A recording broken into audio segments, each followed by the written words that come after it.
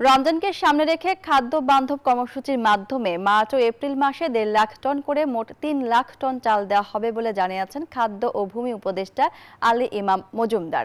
৩০ টাকা কেজি দরে ১৫ কেজি করে এই কর্মসূচির আওতায় ৫০ লাখ পরিবার চাল পাবে। সোমবার সচিবালয়ে জেলা প্রশাসক সম্মেলনের দ্বিতীয় দিনের প্রথম সেশনে ডিসিদের সাথে বৈঠক শেষে এসব কথা বলেন তিনি। খাদ্য উপদেষ্টা বলেন, নিত্যপণ্যের দামের কারণে সাধারণ মানুষের ভোগান্তি কমাতে ঈদ উল ফিতরে ১ কোটি পরিবার উপহার হিসেবে ১০ কেজি করে চাল পাবে সরকারের পক্ষ থেকে।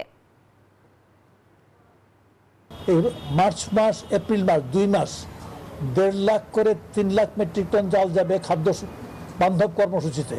এটা পাবে ১৫ টাকা কেজিতে পাবে প্রতি পরিবার ৩০ কেজি করে পাবে, ১৫ টাকা কেজি করে চালটা পাবে। ২ মাস হবে আপনার ৫০ লক্ষ পরিবার সারা দেশে। এই গেল ৩ লাখ টন চাল যাবে এখানে। তারপরে আপনার টিসিবির মাধ্যমে যাবে তেমনভাবে প্রায় ৫০ লাখ টন করে ১ লাখ টন চাল যাবে।